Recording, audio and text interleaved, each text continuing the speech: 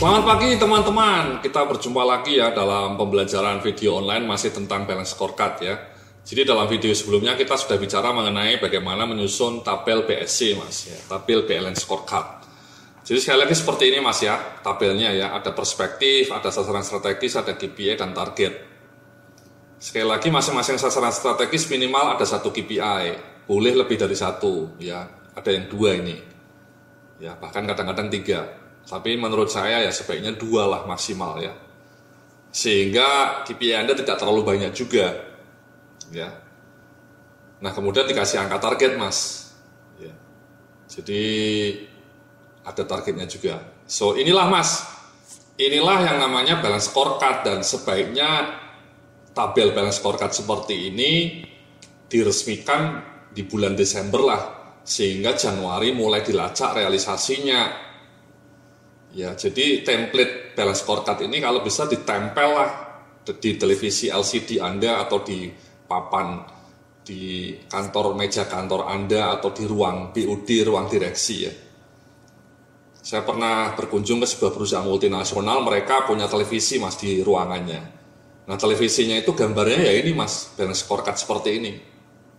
Ya, lengkap dengan realisasi per bulannya. Ya, jadi sekali lagi seperti ini mas, ada sasaran strategis, KPI dan target. Ya, diambil dari ini tadi, balance scorecard map. Ya, kemudian diterjemahkan menjadi tabel KPI. So inilah mas, balance scorecard itu seperti ini. Ya, jadi nanti tolong Anda juga bisa bikin di kantor Anda seperti ini, ada sasaran strategisnya, ada KPI-nya. Nah setelah sasaran strategisnya muncul, KPI-nya sudah sepakat, targetnya sepakat.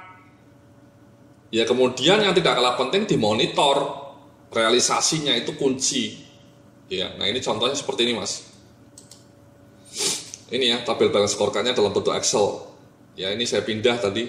Ini kata-katanya sama seperti yang tadi di PowerPoint mas. Nah inilah seperti ini. Kemudian Anda bikin realisasi Januari, Februari, Maret sampai Desember.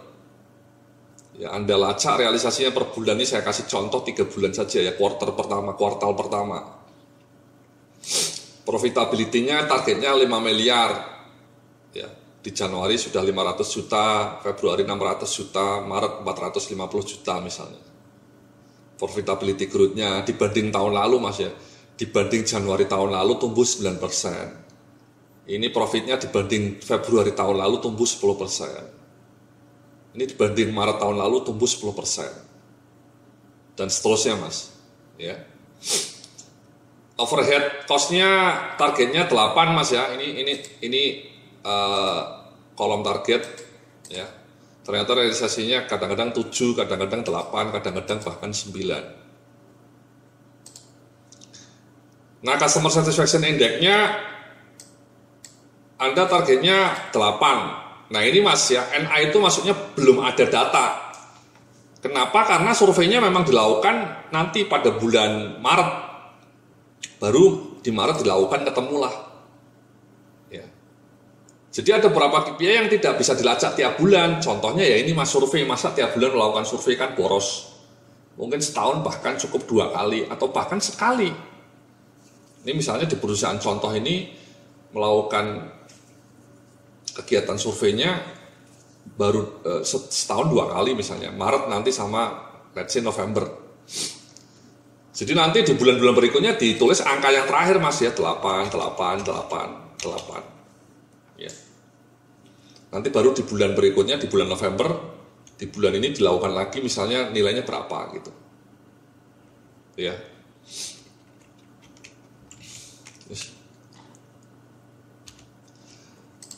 Sama nih mas, market share mungkin tidak bisa tiap bulan dilacak datanya, baru kelacak di bulan Maret.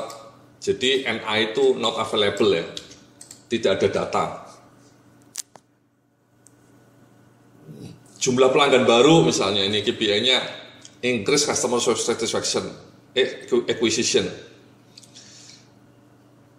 KPI-nya jumlah pelanggan baru, ini pelanggannya kebetulan ini perusahaan ini misalnya pelanggannya korporat ya, bukan pelanggan retail.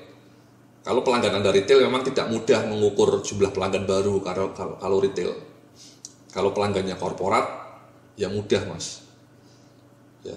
Targetnya 50 di Februari, Januari sudah dapat 5, Maret dapat 4, Februari dapat 8.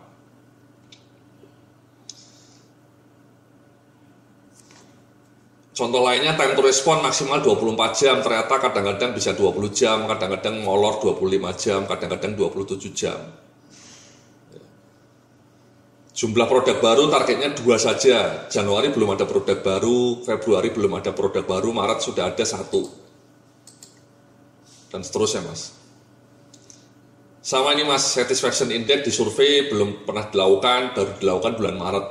Jadi ini NA. Sales revenue-nya. Kemudian yang terakhir KPI-nya persentase penyelesaian sistem manajemen kinerja baru berbasis KPI. Targetnya 100% ready di bulan November. Nah di awal Januari baru 10%. Ini akumulatif mas. Naik lagi di Februari 20%, naik lagi 30%. Nanti mungkin di sini 40%, 50 dan seterusnya.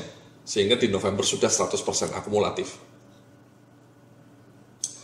So this is it mas, inilah tabel balance scorecard yang real, yang nyata, yang harus diisi. Nah ini mas, yang kadang-kadang susah ini, Anda ketekunan mengisi ininya, ya, mengisi angka-angka ininya, ya, angka-angka yang saya kasih warna biru ini.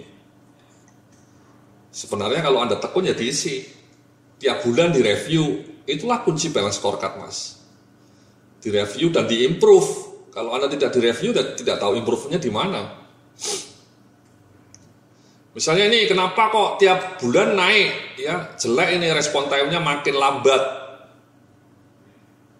So what is to be, what can be done? Apa yang harus dilakukan supaya menjadi membaik? Ini kalau bisa kan ditampilkan dalam grafik mas trennya. Ini kan kurang bagus nih mas, trennya buruk. Sebaliknya salesnya bagus trennya ya, 4 miliar, 4,5 miliar, 5 miliar tiap bulan naik. Ya, itu berarti layak dirayakan.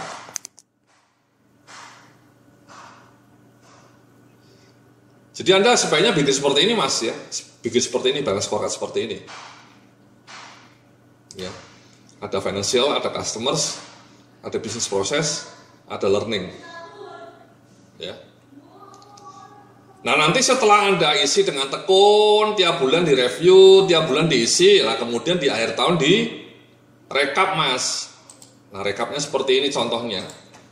Kemudian di skor. Nah ini rekapnya. Ini achievement 1 tahun mas. Setelah direkap, total profitnya 5,1 M, growth-nya 11%. Ya ini dari mana angka 5,1 M ya? Dari bulanan tadi mas, dilacak, dijumlahkan. Satisfaction index-nya dilakukan 2 kali ya di rata-rata mas. 8 yang satu misalnya 7,5 ya di rata-rata. Number of customer gathering-nya terbukti tercapai, jumlah produk baru 2 ya tercapai juga. Inisiatif baru targetnya 10 tercapai juga. Satisfaction index-nya tidak tercapai. Ya. Revenue per employee-nya kurang. Ya. Karyawannya kebanyakan. 100% ready. Jadi ini mas, ini kolom achievement ini didapat dari mana? Ya dari tadi. Kalau tiap bulan diisi data realisasinya dengan mudah direkap saja, muncullah angka ini. Dijumlahkan, ada yang dijumlahkan, ada yang di rata-rata. Ya. Jadi maksudnya dijumlahkan itu nih mas. Ini kan, ini profitability ya tinggal dijumlahkan mas. Ya. Tinggal dijumlahkan. 500 tambah 600 tambah 450 akumulasi itu namanya. Ya.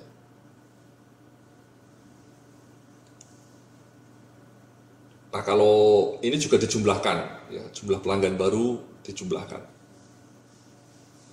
Tapi kalau customer satisfaction index nanti misalnya Anda melakukan 2 kali sama November di sini ya. Misalnya yang November nilainya cuma 7,5.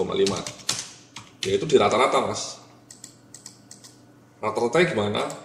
8 tambah 7,5 dibagi 2. Ya, jadi 8 tambah 7,5 dibagi 2.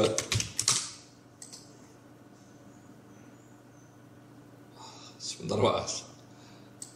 Keliru nih rumusnya. Ya ini masih 77,5. Jadi ada yang di rata-rata, ada yang ditambahkan. Ya, sebagian besar ini KPI-nya ditambahkan, Mas. Akumulasi saja. Ya.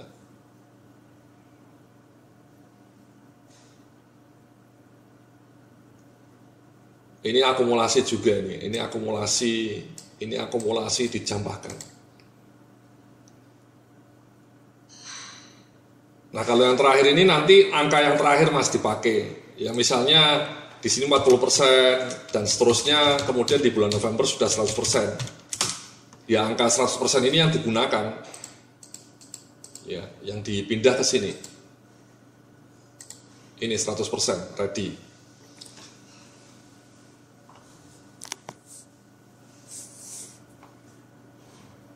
Ya jadi seperti itu Mas ya. Ini angka-angka achievement ini adalah achievement 1 tahun. Ada angka yang diakumulasikan atau ditambah, ada yang angka yang di rata-rata, ada yang angka terakhir di bulan terakhir dipakai. Ya. Again ini hanya akan mudah didapat kalau Anda punya dokumentasi yang rapi tadi tiap bulan, apalagi kalau pakai software lebih bagus. Nah setelah itu diskor Mas, Mbak ya. Cara skornya mudah ini Mas ya. Achievement dibagi target. Ya, achievement dibagi target. Ya. Jadi kenapa 102 ya? Karena targetnya cuma 5.000, pencapaiannya 5.100 ya kan? 5.100 per 5.000 kali 100. Ya, jadi 102. Ini kenapa 110? 11 per 10 kali 100. Ya, 110 Mas. Ini sama revenue. Kenapa 104? Karena 52.000 per 50.000 dikali 100 dan seterusnya Mas ya. Sebaliknya ini ada yang kurang ya. Misalnya ini ya, market share-nya targetnya 40%, ternyata pencapaian cuma 37%, ya 37 per 40 nilainya 93. Ini juga jelek, targetnya 24 jam respon time, ternyata Anda terlambat, kadang-kadang di rata-rata 25 jam, ya 25 per 24, nilainya 96. Ini sama kepuasan karyawannya, targetnya 8, yang kepuasan karyawan Anda cuma 7,6, ya 7,6 per 8, nilainya 95. Ya ini skornya. Nah setelah skor masing-masing KPI didapat ya di rata-rata untuk financial. Cara rata-ratanya ya di rata-rata aja Mas. Ini kebetulan saya asumsinya setiap KPI bobotnya sama Mas ya. Jadi kenapa 103 ini dari mana? Ya 102 tambah 110 tambah 104 tambah 100 tambah 100 dibagi 5. Dapatnya 103. Ini kenapa 93, 98 tambah 93 tambah 90 bagi 3, nilainya 93. Sama ini, kenapa ini 99 ya 100 tambah 96 tambah 100 tambah 100 tambah 100 dibagi 5 dan seterusnya. Jadi ini skor per perspektif. Ya. Financial skornya 103, customer 93, bisnis proses 99, learning 95. Nah kemudian dikalikan bobotnya Mas ya. Ingat ini financial bobotnya kita pura-puranya ya, ilustrasinya 25% ya, 103 kali 25% dapatnya 25,8. Ini dari mana 23,3? 93 kali 25%. Ini kenapa 24,80 ya, 99 kali 25%. 23 dari mana? 95 kali 25%, 23,75. Jadi kemudian di total nilainya 97,68. Ya Mas ya. Kategorinya A ini mungkin. Nah ini perusahaan bisa ngasih woro-woro. Di Januari misalnya Wahai karyawan semua, kalau balance scorecard kita di Desember nanti nilainya di atas 95, perusahaan akan ngasih bonus 2 kali gaji misalnya. Jadi karyawannya bersemangat mas, mereka bersemangat supaya balance scorecard-nya tinggi karena mereka sudah dapat promise dari owner, kalau nilai balance scorecard perusahaan ini di atas 95, bonus karyawan 2 kali gaji. Anda sorak-sorak mas ya. Nah ini kan nilainya di atas 95 mas, 97. Jadi Anda dapat bonus lah 2 kali gaji mas ya. Alhamdulillah. Alhamdulillah mas ya. Mudah-mudahan seperti itu mas ya. Amin. Ya jadi seperti itu mas ya. Ini kalau bobotnya misalnya finansialnya 30%, customernya cuma 20 ya 3. Ini 93 kali 20% saja. Ini 103 kali 25%. 30% kalau bobotnya pindah ya. Ini kebetulan bobotnya dianggap sama. Sekali lagi ini bisa sama, bisa tidak, tergantung filosofi owner, tergantung jumlah KPI. Yeah. So this is it mas, inilah balance scorecard ya, sudah ada sasaran strategisnya, ada perspektifnya, ada bobotnya, ada KPI-nya terukur, targetnya jelas, achieve-nya dilacak, kemudian di scoring.